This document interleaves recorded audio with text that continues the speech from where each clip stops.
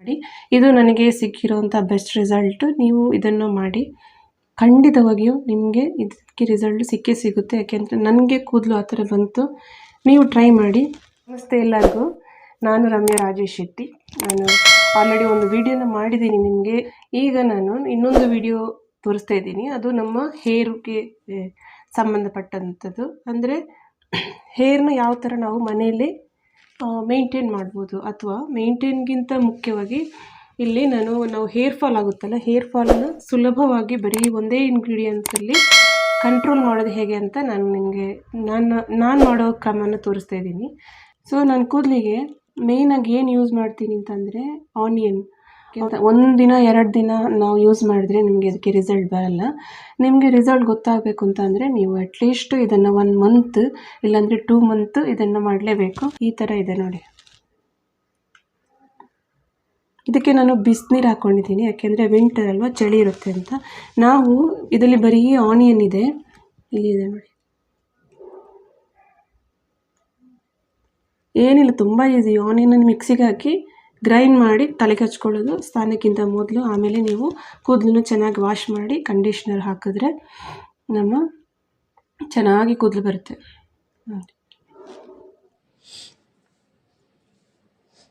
ನಾನಿಲ್ಲಿ ಈರುಳ್ಳಿನ ಈ ಥರ ಕಟ್ ಮಾಡಿ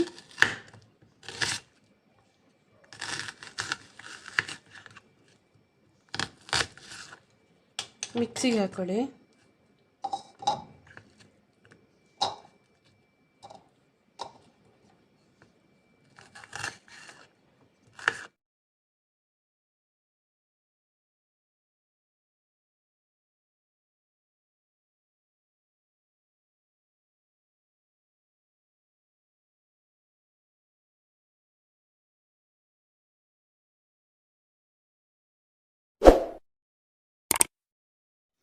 ನಾನೀಗ ಅದನ್ನು ಯಾವ ಥರ ನಾವು ಹಚ್ಕೋಬೋದು ಅಂತ ತೋರಿಸ್ತಾ ಇದ್ದೀನಿ. ನೀವು ಕೂದಲನ್ನ ಒಂದು ಕಡೆಯಿಂದ ಸ್ಟಾರ್ಟ್ ಮಾಡಿ, ಈ ಥರ ಬಾಚಿಕೊಂಡು ಮೇಯ್ನಾಗಿದ್ದು ಸ್ಕಲ್ಫ್ಗೆ ಹೋಗಬೇಕು. ಈ ಥರ ಫೋಲ್ಡ್ ಮಾಡಿ ಇದನ್ನು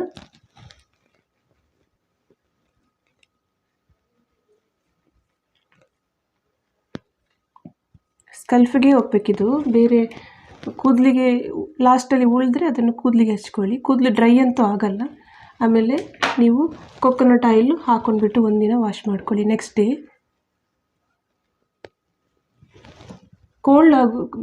ಹೆಚ್ಚಿನವರಿಗೆ ಕೋಲ್ಡ್ ಆಗುತ್ತೆ ಈ ಸೀಸನಲ್ಲಿ, ನನಗೂ ಆಗಿದೆ. ಅದಕ್ಕೆ ಬಿಸಿನೀರು ಹಾಕ್ಕೊಂಡಿದ್ದೀನಿ. ಬಿಸಿನೀರು ಹಾಕಿದ ತಕ್ಷಣ ಹಾಕ್ಕೊಳ್ಳಿ, ಯಾಕೆಂದರೆ ಆಮೇಲೆ ಅದು ಆರೋಗುತ್ತೆ, ವಾಪಸ್ ಕೋಲ್ಡ್ ಆಗುತ್ತೆ. ಆನಿಯನ್ ಬೇಗ ಕೋಲ್ಡ್ ಆಗುತ್ತೆ. ಸೊ ನಾವಿವಾಗ ಇದನ್ನು ಹಚ್ಕೊಂಡು ಈ ಥರ ಎಲ್ಲ ಕಡೆ ಸ್ಕಲ್ಫ್ಗೆ. ನನ್ನ ಚಾನಲನ್ನು ನೀವು ಇದು ಫಸ್ಟ್ ಟೈಮ್ ನೋಡ್ತಾ ಇದ್ದರೆ ಪ್ಲೀಸ್ ಸಬ್ಸ್ಕ್ರೈಬ್ ಮಾಡ್ಕೊಳ್ಳಿ. ಹಾಗೆ ನಾನು ನೆಕ್ಸ್ಟ್ ವೀಡಿಯೋಸ್ಗೆ ನಿಮಗೆ ನೋಟಿಫಿಕೇಷನ್ ಬರುತ್ತೆ. ನಿಮಗೆ ಈ ವಿಡಿಯೋ ಇಷ್ಟ ಆದರೆ ಲೈಕ್ ಕೊಡಿ, ಹಾಗೆ ಕಮೆಂಟ್ ಮಾಡಿ, ಸಬ್ಸ್ಕ್ರೈಬ್ ಮಾಡೋದನ್ನು ಮರಿಬೇಡಿ. ಹಾಗೆ ನಿಮಗೆ ನಿಮ್ಮ ಮನೇಲಿ ಯಾರಿಗಾದ್ರೂ ಹೇರ್ ಫಾಲ್ ಇದ್ದರೆ, ಅಥವಾ ಕಸಿನ್ಸ್ ಫ್ರೆಂಡ್ಸಿಗೆ ಯಾರಿಗಾದ್ರೂ ಹೇರ್ ಫಾಲ್ ಇದ್ದರೆ ಈ ವಿಡಿಯೋನ ನೀವು ಶೇರ್ ಮಾಡ್ಬೋದು. ಖಂಡಿತ ಎಲ್ರಿಗೂ ಯೂಸ್ ಆಗುತ್ತೆ. ಯಾಕೆ ಅಂತಂದರೆ ಇದನ್ನು ಬಾಯ್ಸು ಯೂಸ್ ಮಾಡ್ಬೋದು. ಬರೀ ಇಲ್ಲಿ ಕೆಲವರಿಗೆ ಹೋಗಿರುತ್ತೆ ಕೂದಲುಗಳೆಲ್ಲ, ಇವರು ಇದನ್ನು ಹಾಕೋಬೋದು. ಮೇಯ್ನಾಗಿ ಹೇರ್ ಹೋಗೋದು ಇಲ್ಲಿ ಈ ಪೋರ್ಷನಲ್ಲಿ ತುಂಬ ತೆಳುವಾಗಿರುತ್ತೆ. ಹೆಚ್ಚಿನವರಿಗೆ ಈ ಪೋರ್ಷನಲ್ಲಿ ತುಂಬ ಕೂದಲು ಹೋಗುತ್ತೆ. ಇಲ್ಲಿ ನೀವು ಇದು ಡ್ರೈ ಆಗುತ್ತೆ ಒಂದು ಸ್ವಲ್ಪ ಹೊತ್ತಾದಮೇಲೆ, ಆಮೇಲೆ ವಾಪಸ್ ನೀವು ಅದರಲ್ಲಿ ಉಳಿದ್ರೆ ಅದನ್ನು ಇಲ್ಲಿ ಈ ಥರ ಹಾಕೋಬೋದು. ಸೊ ನಾನು ಇನ್ನೊಂದು ವಿಡಿಯೋದಲ್ಲಿ ನಾನು ಹಾಕ್ತೀನಿ ನನ್ನ ಹೋಮಿಯೋಪತಿ ಟ್ರೀಟ್ಮೆಂಟು.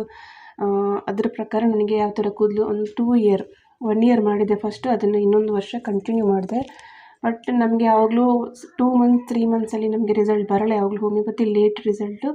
ನಿಮಗೆ ಕರೆಕ್ಟಾಗಿ ಒಳ್ಳೆ ರಿಸಲ್ಟ್ ಬರಬೇಕು ಅಂತ ಇದ್ದರೆ ನೀವು ಖಂಡಿತವಾಗಿ ಅದನ್ನು 1 ಇಯರ್ ಆದರೂ ಮಾಡಲೇಬೇಕು, ನಾವು ಯಾವುದೇ ಹೋಮಿಯೋಪತಿ ಟ್ರೀಟ್ಮೆಂಟ್ ಮಾಡಿದ್ರೂ. ಆಮೇಲೆ ನಾವು ಇಂಗ್ಲೀಷ್ ಮೆಡಿಸಿನ್ ಅಂತೀವಿ. ಇಂಗ್ಲೀಷ್ ಮೆಡಿಸಿನಲ್ಲಿ ನಮಗೆ 1 ಟೈಮ್ಗೆ ಮಾತ್ರ ಇದು ಯೂಸ್ ಆಗುತ್ತೆ, ಆಮೇಲೆ ವಾಪಸ್ ಅದೇ ಬರುತ್ತೆ. ಬಟ್ ಹೋಮಿಯೋಪತಿ ಈಸ್ ಬೆಸ್ಟ್ ಅಂತ ನನಗೆ ಅನಿಸುತ್ತೆ. ಮೇಲ್ಗಡೆ ಹಚ್ಕೊಳ್ಳಿ. ಇನ್ನು ನಾನು 2 ಅವರ್ ಇಲ್ಲಾಂದರೆ 3 ಅವರ್ ಬಿಟ್ಟು ನಾನು ಕೂದಲಿಗೆ ವಾಶ್ ಮಾಡ್ತೀನಿ. ವಾಶ್ ಮಾಡಬೇಕಂತ ಅಂದರೆ ನೀವು ಶಾಂಪು ಯೂಸ್ ಮಾಡ್ಬೋದು, ಅಥವಾ ಕಂಡೀಷನರು ಯೂಸ್ ಮಾಡ್ಬೋದು. ರಿಸಲ್ಟ್ ನೋಡಿ, ಖಂಡಿತವಾಗಿ ರಿಸಲ್ಟ್ ಚೆನ್ನಾಗಿರುತ್ತೆ. ಒಂದು 2 ಮಂತ್ಸ್ ಯೂಸ್ ಮಾಡ್ಕೊಳ್ಳಿ. ಹಾಗೆ ನನಗೆ ಕಮೆಂಟ್ ಮಾಡಿ ಯಾವ ಥರ ಬಂತು ಅಂತ ನಿಮಗೆ ರಿಸಲ್ಟು. ಇನ್ನೂ ಏನು ಹೇಳಬೇಕು ಅಂತಂದರೆ ಚಾನಲನ್ನು ಸಬ್ಸ್ಕ್ರೈಬ್ ಮಾಡ್ಕೊಳ್ಳಿ. ಯಾಕೆಂತಂದರೆ ನೆಕ್ಸ್ಟ್ ವೀಡಿಯೋನಲ್ಲಿ ನಾನು ಇನ್ನೂ ಕೆಲವೊಂದು ನಿಮಗೆ ಟಿಪ್ಸ್ಗಳನ್ನ ಹೇಳೋದಕ್ಕೆ ಇಷ್ಟಪಡ್ತೀನಿ.